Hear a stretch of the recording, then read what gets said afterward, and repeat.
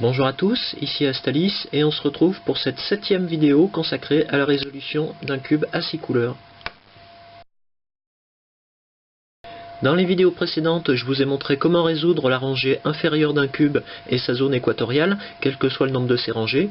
L'objectif de cette 7e vidéo, ça va être de vous montrer comment résoudre le dernier étage du cube, c'est-à-dire sa rangée supérieure.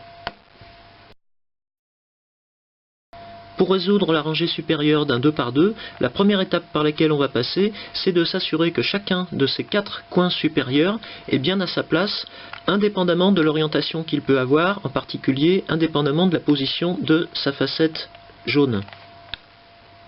Pour ça, on va rechercher une correspondance de couleurs entre un coin inférieur du cube et un coin supérieur. Cette correspondance de couleurs, elle sera déterminée par 2 couleurs en commun entre ces deux coins, sachant que ces couleurs ne seront ni le noir ni le jaune. Et si on a la possibilité, ça ne sera pas toujours le cas, c'est beaucoup plus facile de partir d'un coin supérieur dont la facette jaune est déjà orientée vers le haut, puisqu'en faisant jouer les deux moitiés du cube entre elles, on aura cette correspondance de couleurs de façon beaucoup plus flagrante. Donc si je reprends cet exemple, ici on a une correspondance de couleurs flagrante entre le coin inférieur et le coin supérieur. Je vais regarder le coin supérieur suivant et je m'aperçois qu'ici j'ai rouge et là vert et vert. Donc ce coin supérieur est également bien placé. Si je considère le coin supérieur suivant, ici j'ai bien du bleu et du bleu, mais là j'ai du rouge et de l'orange. Donc ce coin supérieur est mal placé.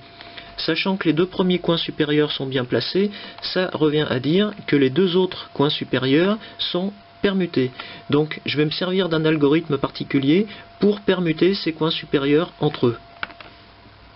Pour appliquer cet algorithme, il suffit de placer les deux coins supérieurs mitoyens à permuter du côté avant du cube. Et j'applique directement l'algorithme. Li, me, ta, lam. Ta, fa, ti, ge, fis. On vérifie qu'on a bien permuté les coins en regardant les couleurs. Ici, on a une correspondance de couleurs flagrante entre le coin inférieur et le coin supérieur.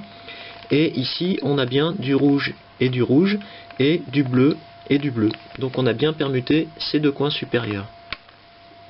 Parfois, on rencontrera le cas plus complexe où les deux coins supérieurs à permuter sont sur une diagonale. Donc dans ce cas de figure, on ne peut pas le faire directement, donc on va le faire de proche en proche, en inversant d'abord ces deux-là, puis ces deux-là, et à nouveau ces deux-là. On pourra rencontrer aussi le cas où un seul coin supérieur est à sa place et les trois autres sont à permuter entre eux, donc là aussi on procédera de proche en proche selon le cas de figure qu'on va trouver. Une fois qu'on s'est bien assuré que chacun des 4 coins supérieurs du 2 par 2 était à sa place, on va utiliser un autre algorithme, très simple celui-ci, pour modifier l'orientation de chacun des coins dont la facette jaune n'est pas orientée vers le haut. Donc cet algorithme, il va agir sur le coin avant droit du cube, donc par exemple celui-ci dans un premier temps, et chaque fois que je l'appliquerai 2 fois, la facette jaune va tourner dans le sens inverse des aiguilles d'une montre. Donc je fais un exemple sur ce premier coin, voilà ce que ça donne. Rien ne dit qu'il rate sa date. Ça c'est la première fois. Rien ne dit qu'il rate sa date. Et ce coin, on s'aperçoit que son orientation a changé. On a correspondance de couleurs ici, et sa face jaune a rejoint la face supérieure. Pour passer au coin suivant, on va tourner la face supérieure dans le sens direct, et on ne va surtout pas tourner le cube, il s'agit uniquement de tourner cette face. Et on recommence avec le coin suivant. Rien ne dit qu'il rate sa date. Rien ne dit qu'il rate sa date. On a la bonne orientation sur ce coin aussi. On passe à nouveau au coin suivant. Rien ne dit qu'il rate sa date. Rien ne dit qu'il rate sa date. Et la toute dernière étape, même si elle est évidente, c'est de faire jouer les deux moitiés du cube l'une par rapport à l'autre pour terminer la résolution du 2 par 2. Cette méthode d'orientation individuelle de chaque coin supérieur du 2 par 2, c'est la méthode la plus simple à retenir pour terminer sa résolution, mais on verra qu'il existe aussi une méthode beaucoup plus rapide qui est directement transposable depuis le 3 par 3. Sur un 3 par 3, la première étape par laquelle on va passer pour résoudre la rangée supérieure, ça va être de construire une croix jaune sur cette face supérieure. On va avoir besoin pour ça d'un algorithme, le premier que nécessite un 3 par 3, et on va voir qu'on a plusieurs cas possibles. Le premier cas possible, c'est celui où la croix jaune n'a aucune de ces 4 branches, on a simplement le centre jaune au milieu de la face, on ne s'occupe pas des coins, on parle bien des 4 arêtes. Donc dans ce cas de figure, peu importe l'orientation du cube, du moment que la face jaune reste bien en position supérieure, on peut appliquer le premier algorithme grâce à la phrase qui s'inscrit sur votre écran. Fais ta ration de riz fils. Et on s'aperçoit qu'on arrive au deuxième cas, c'est celui d'une ligne jaune. Donc si vous rencontrez ce deuxième cas, vous orientez bien la ligne à l'horizontale entre les côtés gauche et droit du cube et vous pouvez appliquer à nouveau l'algorithme. Fais ta ration de riz fils. Et on arrive au troisième cas, qui est celui d'un L, une espèce de L avec 2 branches de la croix situées à angle droit l'une de l'autre. Pour repartir de ce troisième cas, vous devez orienter cette espèce de L de manière à ce qu'on ait une branche de la croix vers la gauche et l'autre branche vers l'arrière du cube. Et vous appliquez à nouveau l'algorithme. Fais ta ration de riz fils. Et on voit qu'on obtient le dernier cas qui est la croix complète. Une fois qu'on a obtenu cette croix jaune, on va chercher à la compléter avec les 4 coins jaunes manquants pour résoudre la face jaune complète. Pour ça, on va voir qu'on va faire appel à un nouvel algorithme et que là aussi, on va avoir plusieurs cas de figure. Le premier cas, c'est celui où on a la croix jaune sans coin jaune supplémentaire. Donc dans ce cas, on va orienter le cube de manière à avoir une facette jaune ici sur le côté du coin avant gauche et une facette jaune ici sur le côté du coin avant droit. Et on va appliquer un nouvel algorithme. Rasan tar rive ta ra tu ri. Et on constate qu'on arrive au cas suivant, c'est-à-dire celui d'une croix avec un coin jaune supplémentaire. Si vous vous trouvez dans ce deuxième cas, le cas de la croix jaune avec un seul coin jaune supplémentaire, vous devez placer ce coin jaune dans la partie avant gauche du cube et vous pouvez recommencer l'algorithme. Rasan tar rive ta ra tu ri. Donc dans mon cas, j'ai obtenu directement la face jaune. Vous aurez quelquefois à vous y reprendre à 2 fois pour obtenir la face jaune complète. Le dernier cas qu'on peut rencontrer, c'est celui de la croix jaune complétée de 2 coins supplémentaires. Quelle que soit la position des coins d'ailleurs, puisqu'ils peuvent se trouver suivant une diagonale. Donc dans ce cas de figure, l'orientation initiale du cube, elle est déterminée par cette facette jaune qu'on doit avoir du côté avant du coin avant gauche, et à partir de là, on peut appliquer l'algorithme. Rasan ta rive ta ra tu ri. Et on constate qu'on retrouve un cas précédent, celui où on a la croix jaune complétée d'un seul coin jaune. En pratique, on sait qu'on n'est plus qu'à une seule étape d'obtenir la face jaune complète quand on est dans la configuration de la croix complétée d'un coin jaune et qu'on a également une facette jaune présente ici sur le côté avant du coin avant droit. Dans le cas du 2 par 2, j'avais évoqué une méthode plus rapide pour terminer la résolution de sa rangée supérieure. En pratique, cette méthode, c'est exactement celle qu'on a appliquée sur le 3 par 3 lorsqu'on en était au stade où la croix jaune était complète et qu'on devait la compléter avec les 4 coins jaunes. Pour appliquer cette méthode, il faut que chaque coin supérieur du 2 par 2 soit déjà à sa place, et on peut exactement reprendre les positions de départ et appliquer le même algorithme. Donc dans ce cas-là, je suis dans la configuration où j'ai un seul coin jaune apparent, et j'ai aussi la facette jaune qui apparaît sur le coin avant droit, donc je peux m'attendre en appliquant l'algorithme à terminer la face tout de suite après. Rasant, ta, rive, ta, ra, tu, ri.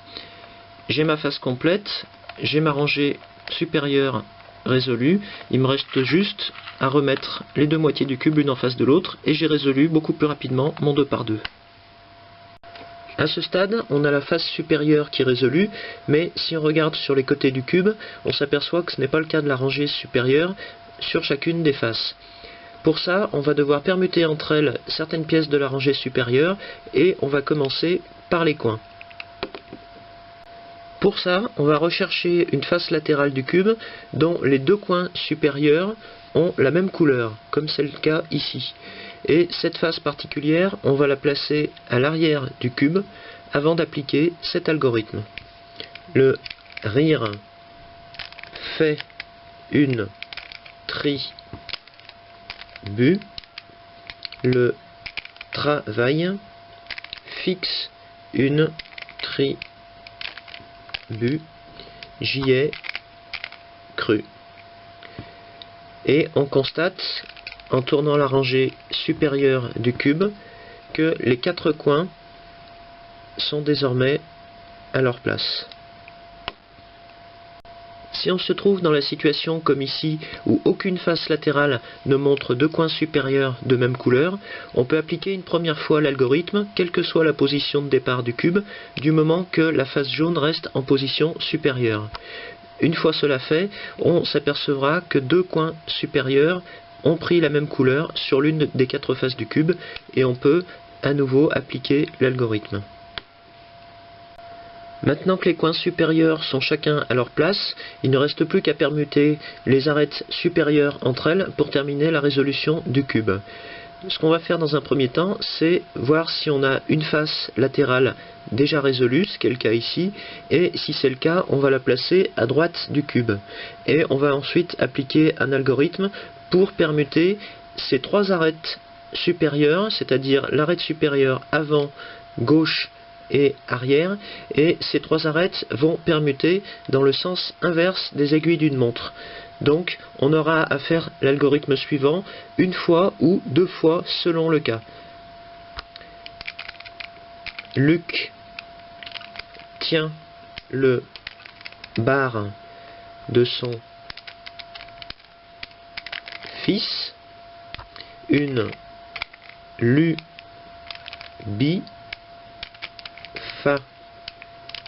fatigante pour lui.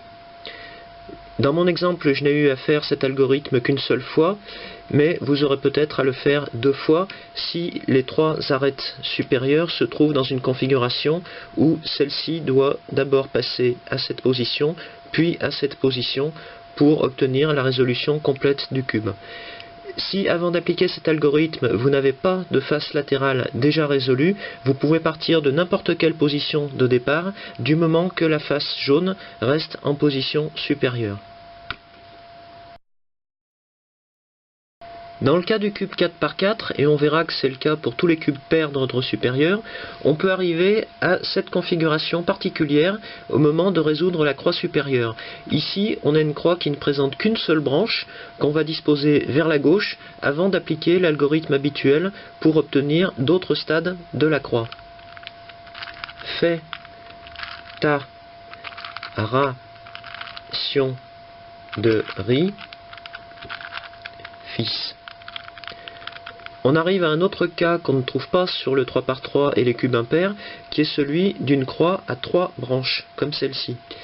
Donc, pour obtenir une quatrième branche sur cette croix, on va devoir changer l'orientation d'une arête complète, ici, grâce à un algorithme qu'on a déjà vu auparavant.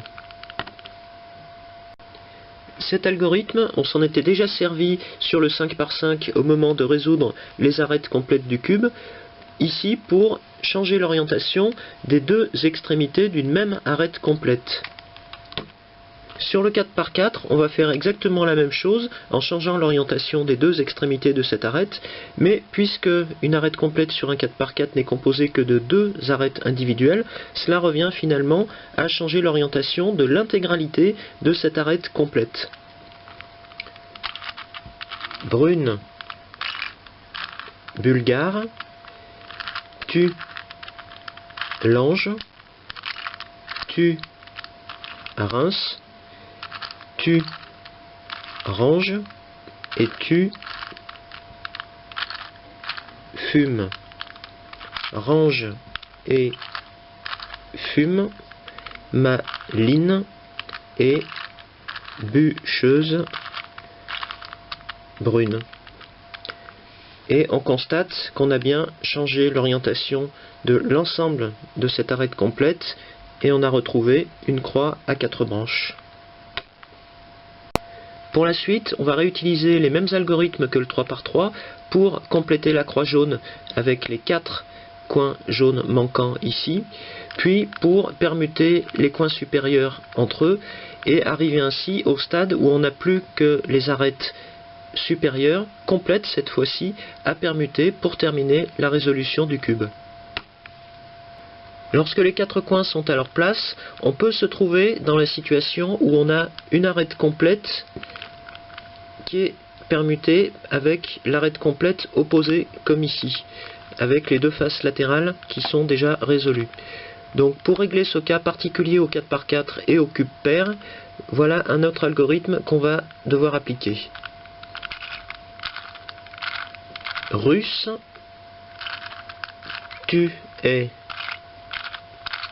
russe, tu n'es pas russe,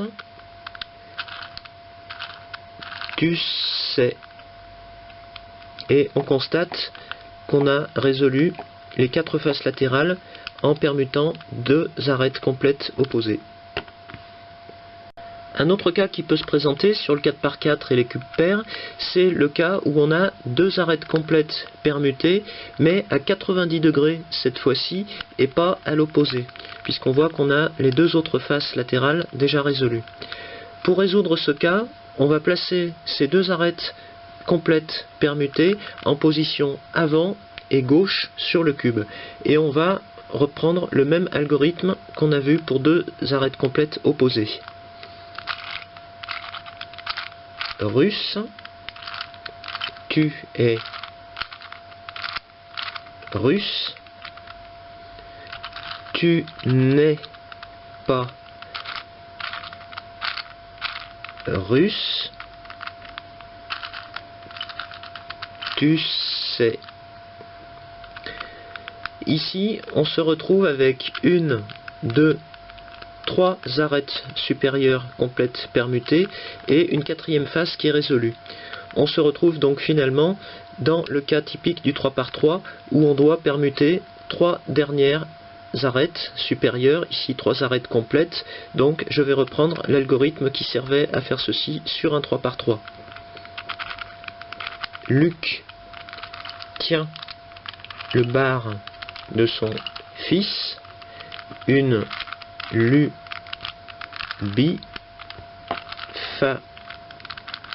fatigante pour lui.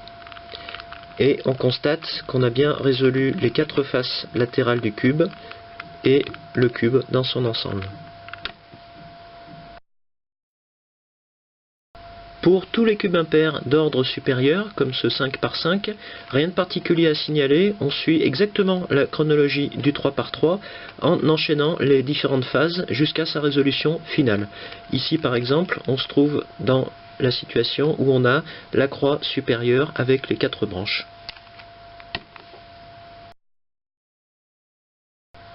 Pour les cubes pairs d'ordre supérieur comme ce 6x6, on va également reprendre la chronologie du 3x3, mais on devra considérer les mêmes cas particuliers que ceux du 4x4. Ici par exemple, on a une croix supérieure incomplète, puisqu'il manque la 4e branche ici, qu'on va devoir obtenir en changeant l'orientation de cette arête complète. Dans le cas de ces cubes pairs, on obtient ce changement d'orientation en manœuvrant toujours le cube par moitié lorsqu'il s'agit d'utiliser les rotations gauche et droite du cube. Si on se retrouve dans la situation de deux arêtes supérieures opposées à permuter, on reprendra exactement l'algorithme qu'on a vu pour le 4×4, mais en faisant tourner cette fois-ci toutes les rangées internes de la moitié droite du cube, et même chose, toutes les rangées internes de sa moitié supérieure.